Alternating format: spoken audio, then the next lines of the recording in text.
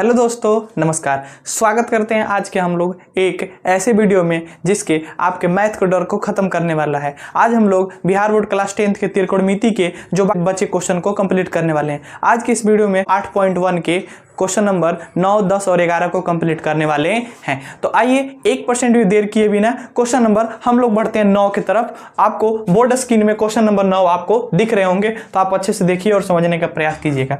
देखिए question number 9 क्या कह रहा है, पहले इसके बारे में समझा रहे हैं। देखिए क्वेश्चन नंबर 9 में कहा जा रहा है कि त्रिभुज ABC में कोण B समकोण है और tan थीटा बराबर 1/√3 है। तो आपको दो क्वेश्चन दिए गए हैं और दोनों क्वेश्चनों को आपको हल करना है, जिसमें से पहला क्वेश्चन जो आपको दिया गया है, देखिए पहला जो क्वेश्चन हमें दे रहा है वह sin A into cos C plus cos A into sin C question number पहला है। और क्वेश्चन नंबर जो दूसरा हमें बता रहा है वह क्वेश्चन नंबर सेकेंड हमें कि cos A into cos C minus sin A into sin C कह रहा है। तो आइए हम लोग इसे कंप्लीट करते हैं और बनाने का प्रयास करते हैं। तो देखिए हमारे पास क्वेश्चन नंबर क्या है 9, और इसे 9 हम अच्छे से आसानी से एकदम सरल भाषा में इसको हम सॉल्व करने वाले हैं। तो ध्यान समझिएगा, इसे हमें हल करना है। क्या करना है? हल। तो पहले में यहाँ पर क्या लिख देते रहे? हल।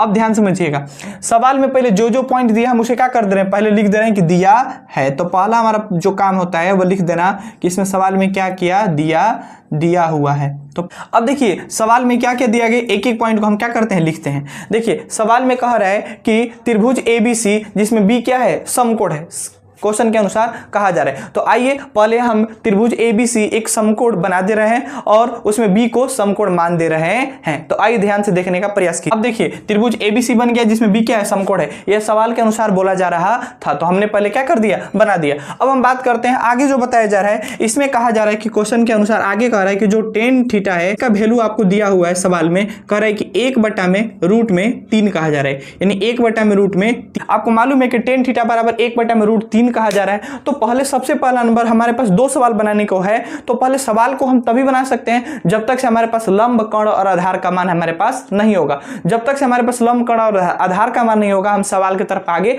नहीं बढ़ सकते हैं, क्योंकि उसमें उसका यूज करना है। तो पहले हम सबसे पहले लंब, कर्ण और आधार के सारे मानों को निकाल लेते हैं। ध्यान से समझिए। देखिए आपको मालूम है कि tan थीटा बराबर दिया है 1/√3। तो पहले tan थीटा का फॉर्मूला क्या होता है? तो आपको मालूम है कि जो tan थीटा का फॉर्मूला होता है वह होता है लंब और बटा में होता है आधार।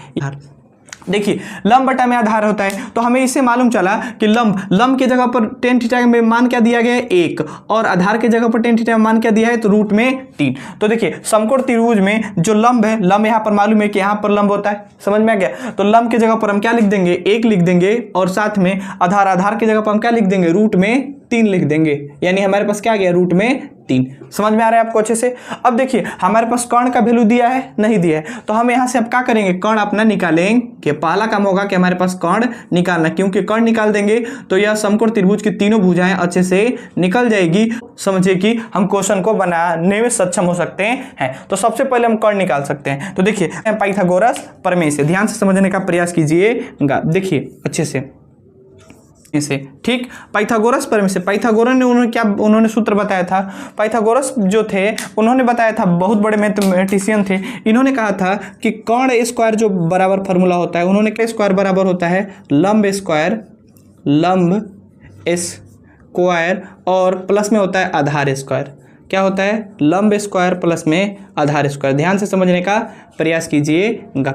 अब देखिए ध्यान से, कर्ण स्क्वायर बराबर लंब स्क्वायर प्लस में आधार स्क्वायर। देखिए आपको बताया गया कि जब स्क्वायर हटेगा बराबर के LHS साइड में, तो RHS साइड में क्या हो जाएगा, रूट चल जाता है। तो केवल हम अगर कर्ण का हमें मान निकालना है, क्योंकि हमें प्रश्न में क्या निकालना है, केवल कर्ण का हमें मान प्राप्त करना है। तो केवल अगर हमें कर्ण निकालना हो, स्क्वायर हट जाएगा तो बराबर को उस तरफ क्या हो जाएगा, रूट हो जाएगा। इन्हें आप लिख सकते हैं लंब स्क्वायर, क्या लिख सकते हैं, लंब स्क्वायर, और प्लस में आप लिख सकते हैं आधार स्क्वायर। क्या लिख सकते हैं, लंब स्क्वायर और आप लिख सकते हैं आधार का स्क्वायर। समझ में आ रहा है अच्छे से?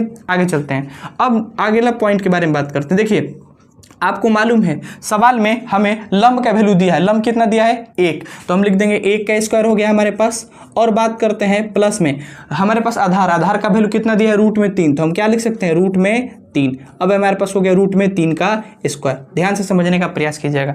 देखिए आगे बढ़ते हैं तो देखिए a का स्क्वायर आप करते हैं तो a का स्क्वायर 1 ही होता है और प्लस में रूट 3 का स्क्वायर करते हैं तो देखिए स्क्वायर से रूट का हो जाता है, खत्म हो जाता है, केवल बच जाता है 3। आगे बात करते हैं, अब जोड़िएगा 1 और 3 जोड़िएगा तो कितना होता है, 1 3 जोड़िएगा तो 4 होता है। कितना होता है, 4 होता है। और अंडर रूट 4 किसका जो होता है, स्क्वायर रूट होता है यानी वर्गमूल होता है, तो वह होता है 2। बात करते हैं हमारे पास कर्ण कितना निकल गया, 2। तो यहाँ पर कर्ण की जगह पर हम वैल्यू कितना लिख सकते हैं, कर्ण की जगह पर हम लिख सकते हैं 2। तो हमारे पास लंब निकल गया 1, आधार जो है वो रूट में 3 और कर्ण जो निकला है वो क्या निकला है, 2। अब हम सवाल, जब हमारे पास लंब कर्ण तीनों हमारे पास हो गए तो अब हम लोग सवाल नंबर पहला को सॉल्व करेंगे। तो ध्यान से समझिए क्वेश्चन नंबर फर्स्ट।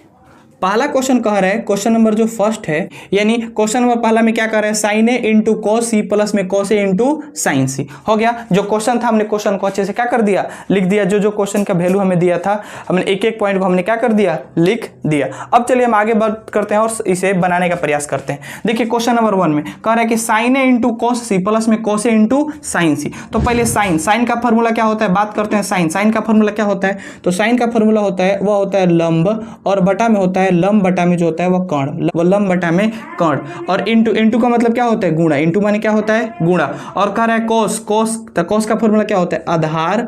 बात किया जाए कोस का फॉर्मूला होता है आधार और बटा में जो होता है वह कर्ण। कोस का कीजिएगा। अब देखिए प्लस है तो प्लस लिख देंगे।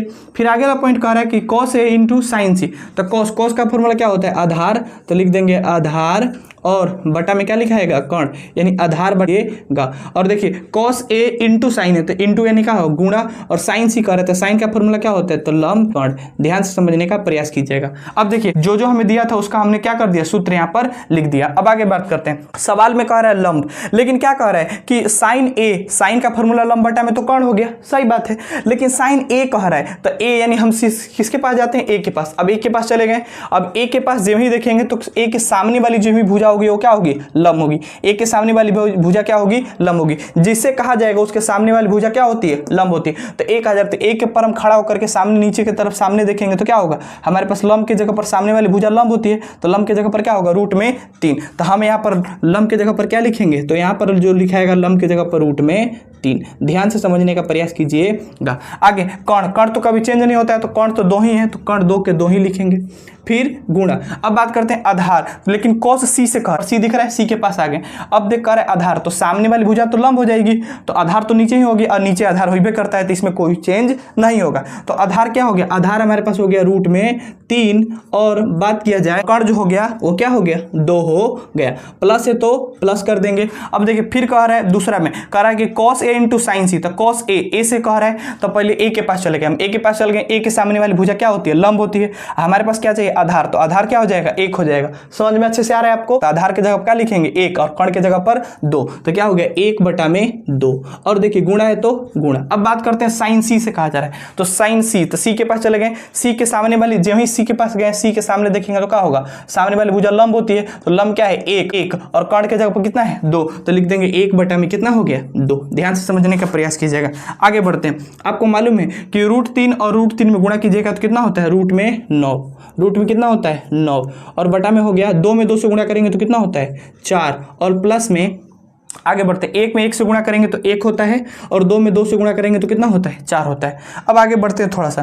देखिए रूट 9 का वर्गमूल क्या होता है, तो रूट 9 का जो वर्गमूल होता है वह होता है 3। तो हम क्या लिख देंगे, रूट 9 का वर्गमूल हो गया 3 और बटा में नीचे है 4 और प्लस में 1 और बटा में क्या हो गया, 4। आपको मालूम है कि 4 और 4 का जो बटा पर जोड़ निकालते हैं तो 4 का एलसीएम कितना निकलता है, तो 4 और 4 का आप एलसीएम निकालते हैं तो निकलता है 4। और 4 का टेबल कितना बार पढ़िएगा, 4 आता है तो एक बार में। और 1 में 3 से गुणा कीजिएगा कितना होगा, 3 और प्लस है तो प्लस। फिर 4 का पढ़ा कितना बार पढ़िएगा, 4 आता है तो एक बार में। और 1 में 1 से गुणा करेंगे तो कितना होगा, 1। अब देखिए 3 और 1 जोड़ेंगे तो कितना होता है, 4। और नीचे भी कितना है, 4। 4 को 4 से कटाएंगे तो कितना बार में कटेगा, एक बार में। यानी पहला क्वेश्चन का आंसर आ गया हमारे पास 1। यानी पहला क्वेश्चन का आंसर क्या आ गया, केवल 1। अब बात करते हैं क्वेश्चन नंबर 2 के पास। ध्यान से समझने का प्रयास कीजिएगा। क्वेश्चन नंबर 2 सुनिए ध्यान से।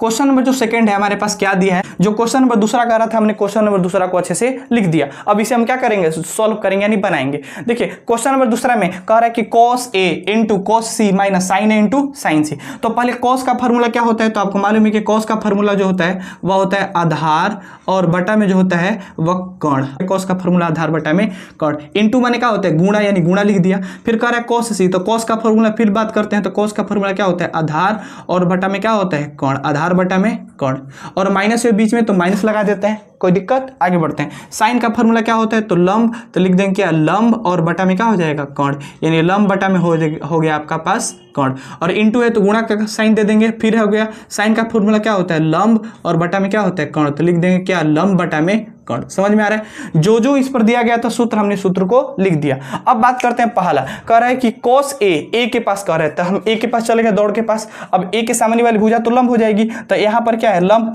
कर्ण तो कभी चेंज नहीं होता है, तो ये क्या हो जाएगा आधार। तो हमें पास कह रहा है आधार बटा में कर्ण लिखिए, तो आधार के जगह पर क्या लिख देंगे 1 और कर्ण के जगह पर क्या लिखेंगे 2, तो क्या हो जाएगा यहाँ पर 1 बटा में 2, तो यहाँ पर लिखेंगे 1 और बटा में 2, गुणा है तो गुणा। फिर कह रहा है cos C के सामने वाली भुजा क्या होती है लंब होती है, तो हमें तो आधार लिखना है, तो ये तो लंब हो जाएगा, तो आधार क्या है √3 और कर्ण क्या है 2, तो हम क्या लिखेंगे √3 और बटा में जो लिखा जाएगा वो क्या लिखा जाएगा 2, माइनस है तो माइनस का साइन। आगे बढ़ते हैं। फिर कह रहा है लंब बटा में कर्ण, लेकिन किसमें कह रहा है साइन ए है, तो हम ए के पास चले गए। ए के सामने वाली भुजा क्या होती है लंब होती है, तो ए के पास गए, ए के सामने देखेंगे तो क्या होता है हमारे पास √3 दिखाई दे रहा है, तो यहाँ पास क्या होगा √3, तो लंब के जगह पर क्या हो गया रूट में 3 हो गया, और कर्ण के जगह में तो क्या होगा, कर्ण के जगह पर हर 2 दिया है तो कर्ण के जगह पर 2, क्योंकि कर्ण चेंज नहीं होता है, गुणा है तो गुणा। फिर बात करते हैं लंब के बारे में बात करते हैं, लेकिन साइन सी से कह रहा है, तो सी के पास चले गए और सी के सामने जब ही देखेंगे सी के सामने तो क्या होगा लंब, तो लंब दिख रहा है 1, तो लंब के जगह पर यानी जो प्लेस पर लंब होता है वही जगह पर, तो कोई चेंज ही नहीं हो रहा है, तो सेम लिख देंगे। लंब के जगह पर 1 है तो 1, कर्ण के जगह पर 2 है तो 2। अब आपको गुणा करने आते हैं, चलिए आइए ध्यान से समझने का प्रयास कीजिएगा।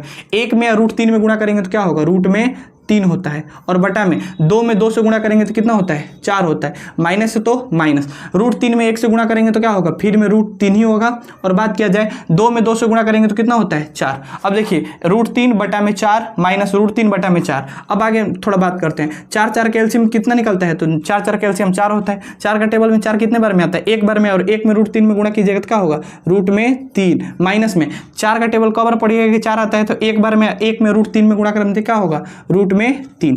अब ध्यान समझिए, देखिए √3 में से √3 घटाएंगे तो क्या होता है 0 बच जाएगा, और नीचे क्या है 4, और देखिए किसी भी नंबर से आप 0 से भागा कीजिएगा तो क्या होता है 0 होता है, यानी बात किया जाए इसका आंसर क्या हो जाएगा, तो इसका जो आंसर होगा वो 0 हो जाएगा। यानी पहला क्वेश्चन का जो आंसर आया है वो क्वेश्चन आंसर 1 आया है, और दूसरा नंबर जो क्वेश्चन दिया था उसका क्या है 0 है। तो इस तरह से क्वेश्चन नंबर 9 क्या हो गया कंप्लीट हो गया। आप अच्छे से देखिए 100% आपको समझ में आएगा। अब चलिए हम आते हैं और बढ़ते हैं क्वेश्चन नंबर 10 के। तो क्वेश्चन नंबर 10 में क्या कह रहा है, ध्यान से समझने का प्रयास कीजिएगा। आपके बोर्ड स्क्रीन पर क्वेश्चन नंबर 10 दिख रहा होगा। देखिए क्वेश्चन नंबर 10 में क्या कह रहा है, समझने का प्रयास कीजिएगा। तो कह रहा है कि एक त्रिभुज है, त्रिभुज का नाम है PQR।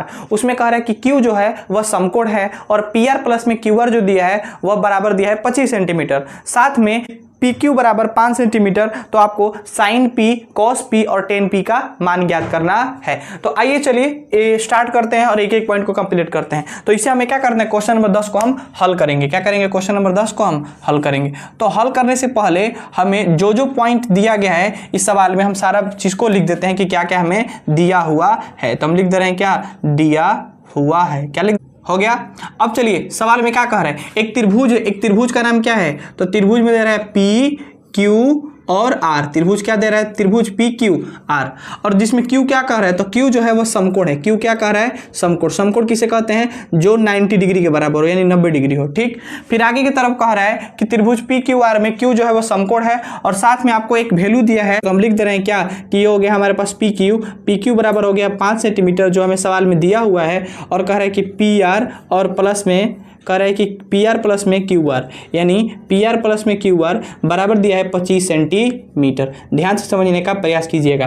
तो सबसे पहले हम एक त्रिभुज बना देते हैं PQR, जिसमें Q को हम समकोण इंडिकेट कर देते हैं, यानी दर्शा देते हैं। तो ध्यान से समझने का प्रयास कीजिएगा।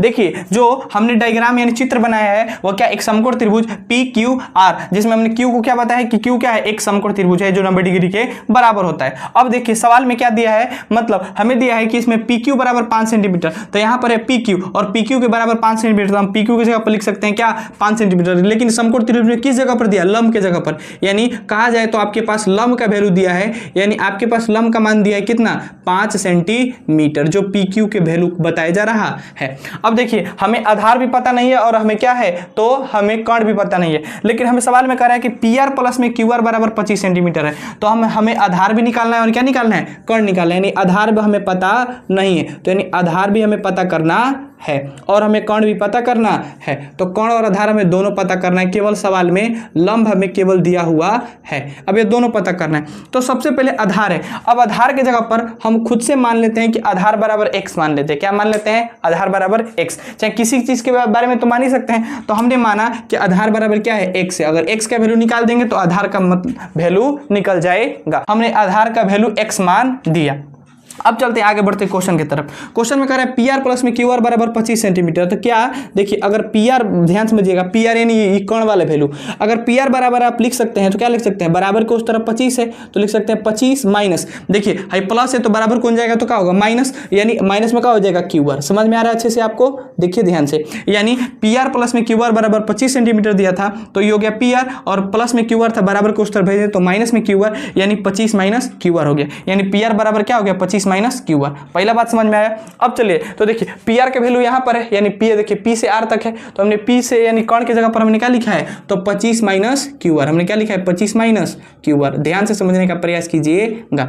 अब देखिए समझते हैं आगे, PR बराबर 25 माइनस QR, तो QR के वैल्यू हमने क्या माना है, x माना है, तो आप QR की जगह पर क्या लिखिएगा, x, तो यानी आप PR बराबर क्या लिख सकते हैं, तो PR बराबर हो गया 25 माइनस और QR की जगह पर देखिए QR यानी आधार जो है, आधार की जगह पर हम क्या माना है, x, यानी QR की वैल्यू क्या माना है, x, तो यहाँ पर क्या होगा, x हो जाएगा। समझ में आया। अब देखिए अब बात करते हैं पाइथागोरस प्रमेय से, ध्यान से, क्योंकि पाइथागोरस जो बहुत बड़े गणितज्ञ थे उन्होंने एक सूत्र दिया था, उन्हीं के अनुसार हम आगे बढ़ते हैं, तो ध्यान से समझने का प्रयास कीजिएगा। ये हो गया पाइथागोरस प्रमेय से।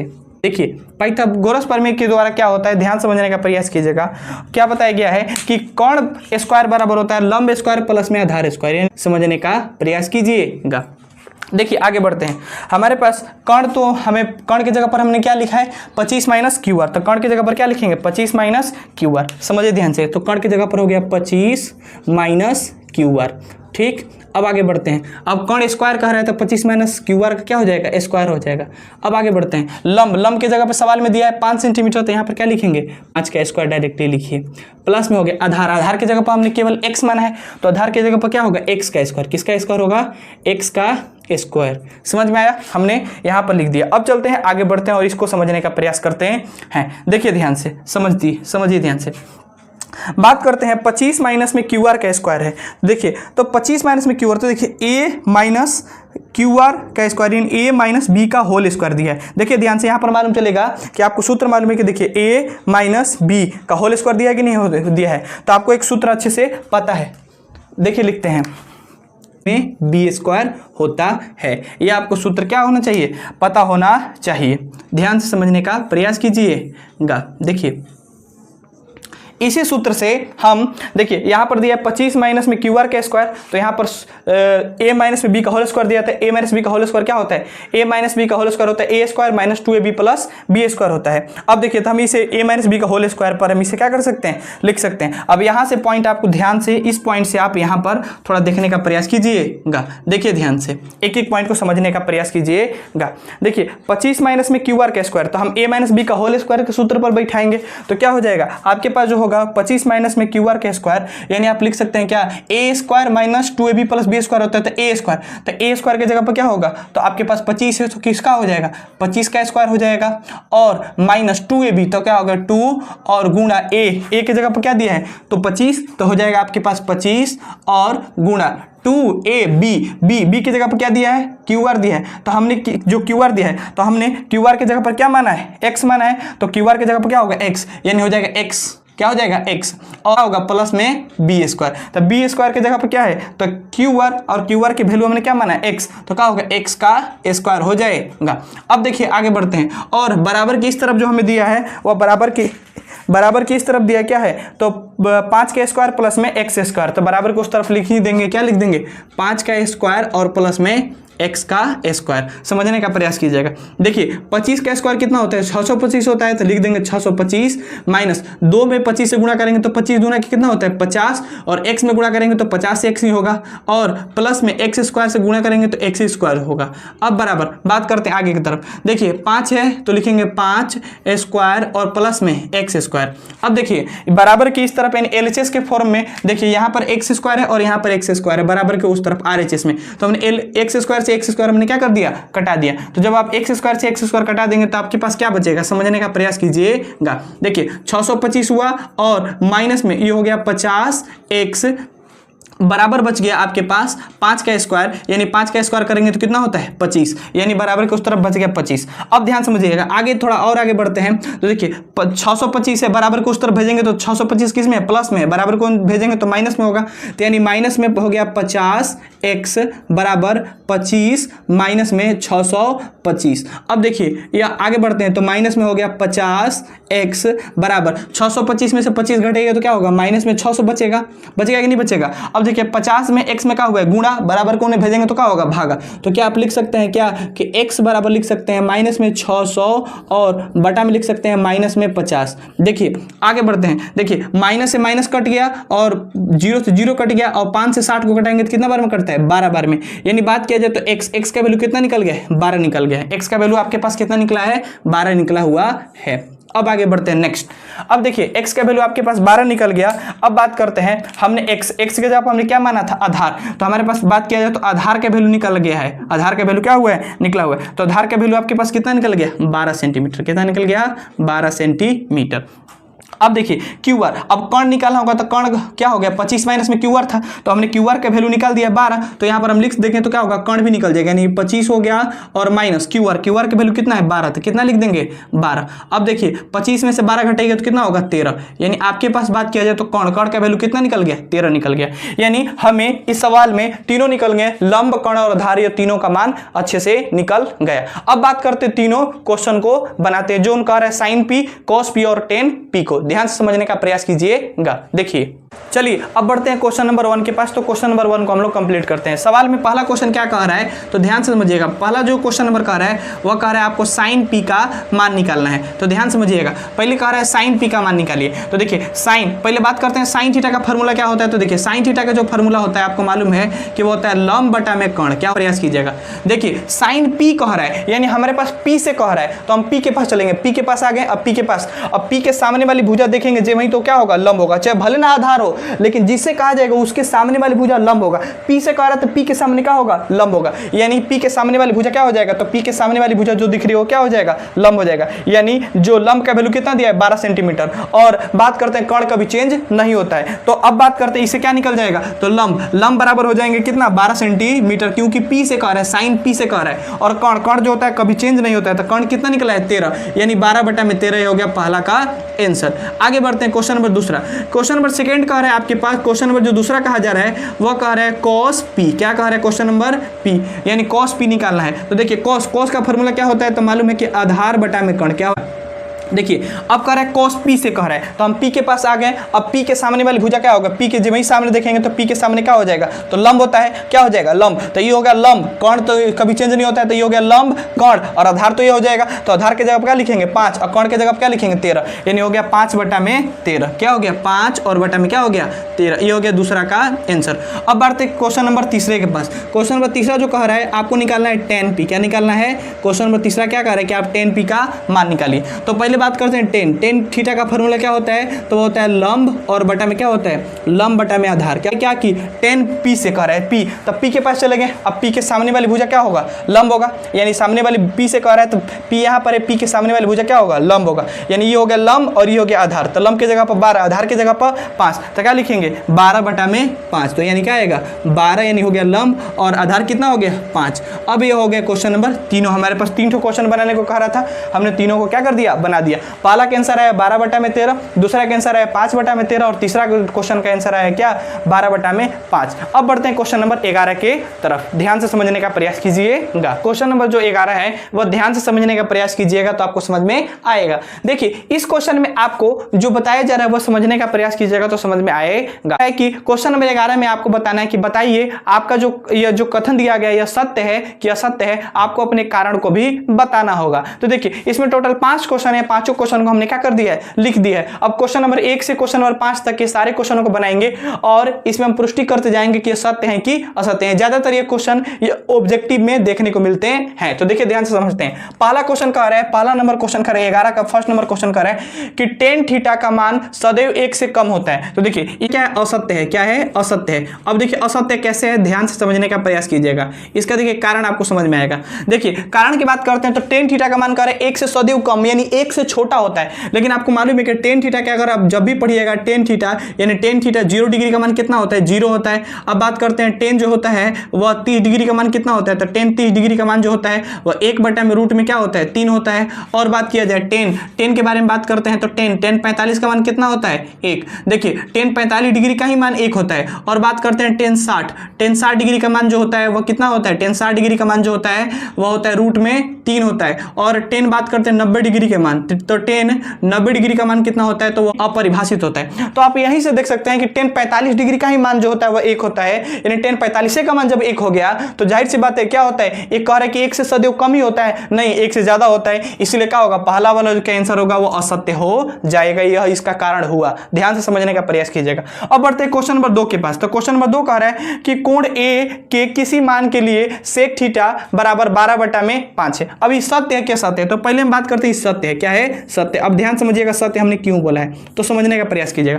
क्या कह रहे हैं सवाल में कि sec थीटा बराबर 12/5 है। तो देखिए क्या लिखा है, हम लिख देते हैं। sec थीटा बराबर कितना दिया है, तो sec थीटा बराबर आपको दिया है 12 और बटा में क्या दिया है 5। अब बता रहे हैं कि सत्य है असत्य। देखिए तो sec थीटा का फॉर्मूला क्या होता है, तो sec थीटा का फॉर्मूला आपको मालूम है कि sec जो होता है cos का उल्टा होता है, यानी cos का उल्टा, यानी cos का उल्टा कर देंगे तो आधार बटा में कर्ण का उल्टा कर देंगे तो कर्ण बटा में क्या हो जाएगा, आधार हो जाएगा। अब ध्यान से समझने का प्रयास कीजिएगा। देखिए कर्ण के जगह पर कितना दिया है, कर्ण के जगह पर 12 दिया है, आधार के जगह पर कितना दिया है, 5 दिया है। यानी क्या है, कर्ण बड़ा है और आधार क्या है, छोटा है। और आपको मालूम है कि किसी भी समकोण त्रिभुज में सबसे बड़ी भुजा होती है वो कर्ण होती है और लंब और आधार क्या होती है, छोटी भुजा होती है। तो देखिए यहाँ पर सही बता रहा है, कर्ण क्या है, बड़ा है और आधार से क्या है, आधार से कर्ण क्या है, बड़ा है। इसीलिए क्या है, तो दूसरा का होगा सत्य। यानी इसका मुख्य कारण होगा कि कर्ण जो है वो समकोण त्रिभुज से कर्ण क्या है, बड़ा और आधार क्या है, छोटा। कंप्लीट। अब बढ़ते हैं क्वेश्चन नंबर 3 के पास। देखिए क्वेश्चन नंबर जो 3 कह रहा है कि cos a यानी cos a के एक कह रहा है कि कोसेंट के लिए प्रयुक्त एक संक्षिप्त रूप है। तो देखिए ये होगा असत्य। क्या होगा, असत्य। ध्यान से समझने का प्रयास कीजिएगा तो आपको समझ में आएगा। देखिए कारण क्या है समझिएगा। कह रहा है कि cos a माने क्या होता है, एंगल यानी कोण होता है। यानी cos थीटा कह रहा है कि a के लिए कह रहा है कि कोसेकेंट्स के लिए एक प्रयुक्त संक्षिप्त माने होता है छोटा, संक्षिप्त माने क्या होता है, छोटा। आप खुद से सोच सकते हैं, यहां पर खाली कोस लिखा है, यहां पर कह रहा है कोसेकेंट लिखा है, तो जाहिर सी बात है कि कोस से बड़ा तो ही है ना जी। आई कह रहा है कि छोटा है, संक्षिप्त है, तो आप देख के भी बता सकते हैं कि कोस से तो ये बड़ा लिखा गया, आई कह रहा है कि क्या छोटा है, साफ गलत बात है। इसलिए क्या है, यह असत्य है। क्या है, असत्य है। कोसेंट क्या होता है, बड़ा कोस से, इसलिए कह रहा था कि छोटा है, इसलिए इसको मानेंगे क्या, असत्य। कंप्लीट। आगे बढ़ते हैं। अब बढ़ते हैं क्वेश्चन नंबर हम 4 के पास। क्वेश्चन नंबर 4 देखिए क्या कह रहा है, कह रहा है कि cos थीटा कह रहा है कोट और a का गुणनफल होता है। तो देखिए इसका जो आंसर होगा वो होगा असत्य। अब ध्यान से समझने का प्रयास कीजिएगा कि हमने असत्य क्यों बोला है, ध्यान समझिएगा। कह रहा है कि cos थीटा कोट और a का गुणनफल होता है। आप सोच सकते हैं कि cos जो होगा वह कभी कोट का गुणनफल हो ही नहीं सकता है, क्योंकि कोट जो होता है वह tan का उल्टा होता है और cos जो का उल्टा जो होता है वो sec का उल्टा होता है। तो जाहिर सी बात है कि cos में और कोट में कोई आपस में संबंध ही नहीं है। या दूसरा तरीका देखिए, ये a का कह रहा है, a माने क्या होता है, कोण, एंगल होता है। अब इसमें एंगल यानी गुणा थोड़ी किया गया है, यानी cos थीटा हमेशा आता है। यानी उसके बाद कोण के बारे में बात करते हैं, कोण के बारे में चाहे बात करते हैं 0 डिग्री, 30 डिग्री, 45 डिग्री, 60 डिग्री या 90 डिग्री, तो यह कोण को इंडिकेट कर रहा है, न ये कोण को इंडिकेट कर रहा है, न कि इसमें आपस में गुणे किए गए हैं। तो इसीलिए क्या माना जाएगा, तो यह क्या है, पूरी तरह से असत्य है। समझ में आया। अब बढ़ते हैं क्वेश्चन नंबर लास्ट की तरफ। देखिए कह रहा है किसी भी कोण थीटा के लिए sin थीटा बराबर 4/3 है। अब ये सत्य है कि असत्य है, तो ये पूरी तरह से असत्य है। ध्यान से समझने का प्रयास कीजिएगा। देखिए पहले कैसे एक एक पॉइंट समझाते हैं। देखिए sin थीटा के बराबर वैल्यू क्या दिया है, तो sin थीटा का जो आपका मान दिया है वह sin थीटा बराबर जो दिया है वो कितना दिया है, 4/3। और आपको मालूम है कि sin थीटा का फॉर्मूला क्या होता है, तो वो होता है साइन थीटा का जो फार्मूला होता है वो होता है लंब और बटा में क्या होता है कर्ण, यानी इस लंब बटा में कर्ण से हम बता सकते हैं कि लंब का वैल्यू 4 दिया है, कर्ण का वैल्यू क्या दिया है 3 दिया है। और अभी कुछ समय पहले हम बताएं कि किसी भी समकोण त्रिभुज में सबसे बड़ी भुजा कर्ण होती है, यानी सबसे ज्यादा बड़ा क्या होना चाहिए कर्ण होना चाहिए। लेकिन इसे देखेंगे तो यहाँ पर लंब बड़ा बता रहा है, कर्ण को क्या बता रहा है छोटा, इसलिए पूरी तरह से क्या है गलत है, इसलिए हम इसको मानेंगे क्या असत्य। तो अब हो गया 8.1 पूरी तरह से कंप्लीट हो गए। आपको एक एक पॉइंट एक एक क्वेश्चन से पार्ट 1 पार्ट 2 और पार्ट 3 में तीनों में 3 पार्ट में करके 8.1 को पूरी अच्छी तरह से कंप्लीट करा दिया गया। तो अब हम बात करते हैं 8.2 में हम लोग जाएंगे और एक एक क्वेश्चन को सॉल्व करेंगे। तथा इसी तरह के वीडियो देखने के लिए वीडियो को लाइक तथा चैनल को सब्सक्राइब करना ना भूलें, दोस्तों के पास शेयर करें। और हम लोग मिशन 450 प्लस के लिए एक एक पॉइंट को एक एक क्वेश्चन को स्किप नहीं करेंगे, हर एक क्वेश्चन को बनाएंगे और पूरे अच्छे से समझेंगे। जय हिंद जय भारत।